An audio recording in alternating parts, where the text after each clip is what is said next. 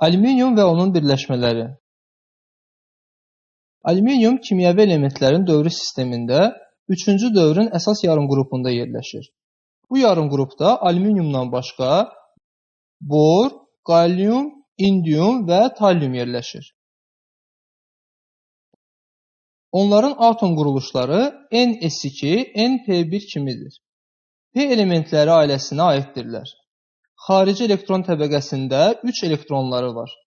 Bu elementlərin hamısı bütün birləşmələrində 3 valentli olur. Bor və talliumdan başqa digərləri bütün birləşmələrində müsbət 3 oksidləşmə dərəcəsi göstərirlər. Bor qeyri-metal olduğundan həm müsbət 3, həm də mənfi 3 oksidləşmə dərəcəsi göstərir. Tallium isə əksər birləşmələrində müsbət 1 oksidləşmə dərəcəsi göstərir. Bu elementlər reaksiya zamanı həyəcanlandıqda xarici elektron təbəqəsindəki S orbitalında 2 elektrondan biri P orbitalına keçir. Alüminium təbiətdə ən geniş yayılmış metaldır. Yer qabığının kütləcə 8,8%-ni təşkil edir. Təbiətdə yayılmasına görə oksigen və silisyumdan sonra bütün elementlər arasında 3-cü, metallar arasında isə 1-ci yeri tutur. Ona təbiətdə yalnız birləşmələr şəklində təsadüf olunur. Təbii birləşmələrinə kaolinit və ya ağgil, boksit, alüminium filizi, korund tərkibində alüminium oksiddən əlavə xrom 3 oksid olan yaqut, tərkibində alüminium oksid, titan və dəmir qarışığından ibarət sapfir, çöl şpatı və ya ortoklas, nefelin və kreolit aiddir. Alüminiumun alınması 1827-ci ildə Alman kimyaçısı Wöhler kalium və natrium metalları ilə alüminium xloridi hava daxil olmadan qızdırmaqla alüminium almışdır. Belə ki, alüminium xlorid ərintisinin kaliumla hava daxil olmadan qızdırılmasından alüminium və kalium xlorid, natriumla qızdırılmasından isə alüminium və natrium xlorid əmələ gəlir. Sənayedə isə alüminiumu alüminium oksidin ərintisinin elektrolizindən alırlar. Ərimə temperaturunu aşağı salmaq üçün elektroliz ərinmiş kriolit məhlulunda aparılır. Alüminium oksidin ərintisinin elektroliz zamanı katodda alüminium, anodda isə oksigen əmələ gəlir. Alüminium gümüşə ağ rəngli, yüngül, 660 dərəcə Selsidə əriyən metaldır. Çox plastikdir, asanlıqla məftil şəklində dartılır, lövhə və ya falqa formasında olur. Elektrik keçiriciliyinə görə alüminium yalnız gümüş, mis və qızıldan geri qalır. Metalların gərginlik sırasında alüminium ən aktiv metallardan sonra yerləşməsinə baxmayaraq, gündəlik təcrübədən məlumdur ki, ondan hazırlanan məmulata, məsələn, qaba nə oksigen, nə də qaynama temperaturunda olan su təsir etmir. Alüminium qatı nitrat və qatı sulfatda adi şəraitdə həll olunur. Bu alüminium səthində nazik oksid təbəqəsinin olması ilə izah edilir və bu oksid təbəqəsi onu sonrakı oksidləşmədən qoruyur. Alüminium səthi civə duzları ilə sürtülərsə reaksiya baş verir. Alüminiumun civə xlorid ilə reaksiyasından alüminium xlorid əmələ gəlir və civə ayrılır. Ayrılan civə alüminiumu həll edir və onun civə ilə məhlulu, yəni alüminium amalqaması əmələ gəlir. Amalqalanmış səthdə oksid təbəqəsi qala bilmir. Bu zaman su ilə adi şəraitdə reaksiya daxil olur və reaksiya nəticəsində alüminium hidroksid və hidrogen qazı əmələ gəlir. Alüminium güclü reduksiya edicidir. O, havada dərhal oksidləşir və onun səthi oksid təbəqəsi ilə örtülür. Alüminium havada oksidləşməsindən alüminium oksid əmələ gəlir. Həmin oksid təbəqəsini mexaniki və ya kimyəvi yolla dağıtdıqda alüminium adi şəraitdə xlorla, qızdırıldıqda isə digər qeyri-metallarla qarşılıqlı təsirdə olur. Məsələn, alüminiumun kükürdlə reaksiyasından alüminium sulfid, bromla reaksiyasından alüminium bromid, azotla reaksiyasından alüminium nitrit, xlorla reaksiyasından alüminium xlorid, karbonla reaksiyasından alüminium karbid, florla reaksiyasından isə alüminium florid əmələ gəlir. Bildiyimiz kimi, alüminium hidrogenlə birbaşa qarşılıqlı təsirdə olmur. Buna görə də hidridi dolayı yolla alırlar. Məsələn, alüminium xloridin litium hidridlə qarşılıqlı təsirindən bu zaman reaksiya nəticəsində alüminium hidrid və litium xlorid əmələ gəlir. Alüminium sulfid yalnız bərk halda mövcuddur. O, suda məhlulda tamamilə hidrolizə uğrayır və hidroliz nəticəsində alüminium hidroksid və hidrogen sulfid əmələ gəlir. Alüminium bəzi metalları oksidlərindən reduksiya edir.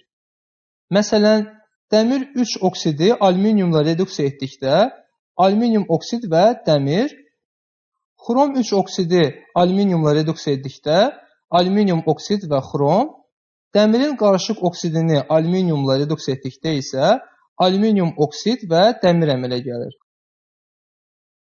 Xırda toz şəkilli alüminium ilə dəmirin qarışıq oksidini və ya dəmir yanığını 8-in 3-ə mol nisbətində qarışığından termit alınır. Bu qarışıq yandıqda temperatur 3500 dərəcə Selsiyə çatır. Bu reaksiyadan reislərin qaynaq edilməsində istifadə olunur.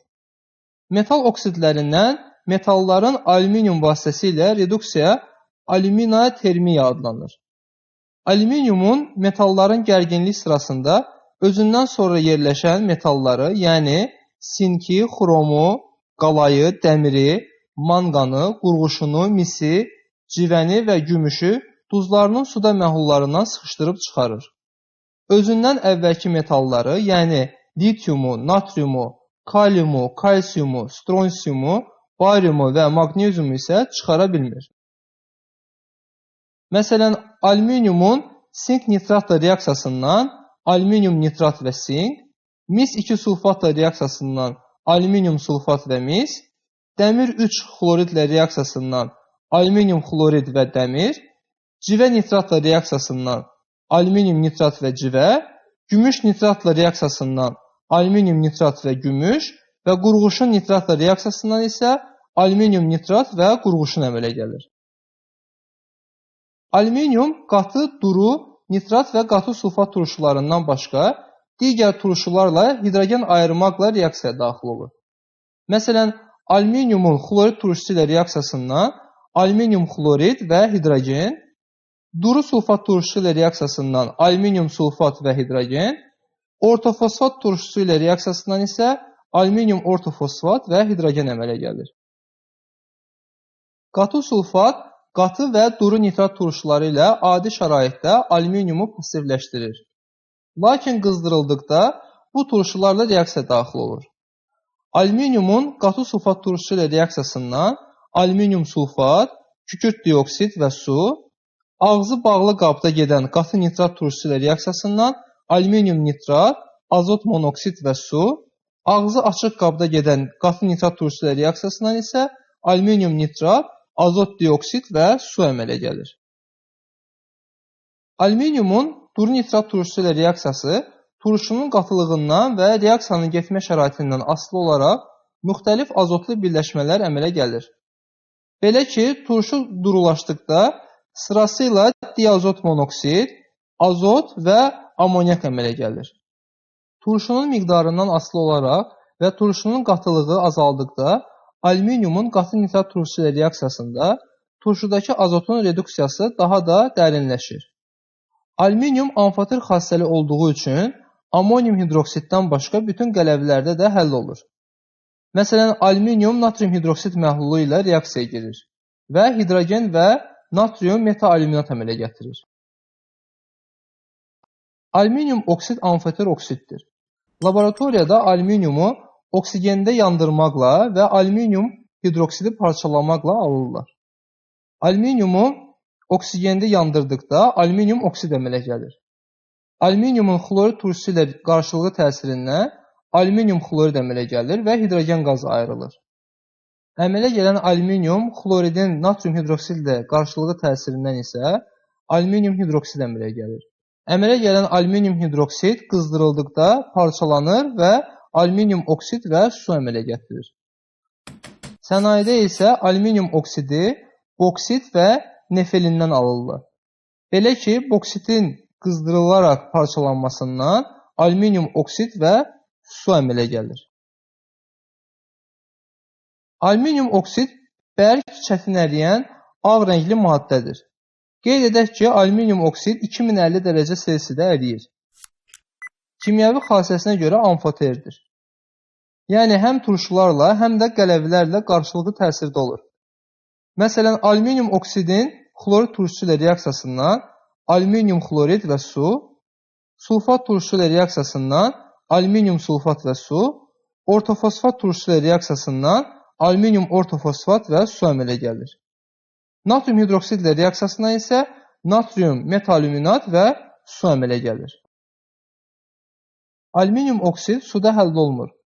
Kalium pirosulfat, natrium karbonat və kalium karbonatla əritdikdə həll olan hala keçir.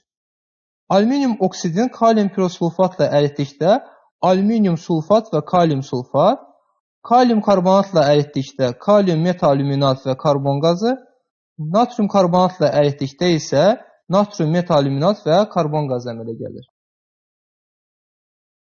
Alüminium hidroksid suda həll olmayan ağ rəngli bərk maddədir. Dolayı yolla alüminiumun suda duzlarına qələvi ilə təsir etməklə alınır.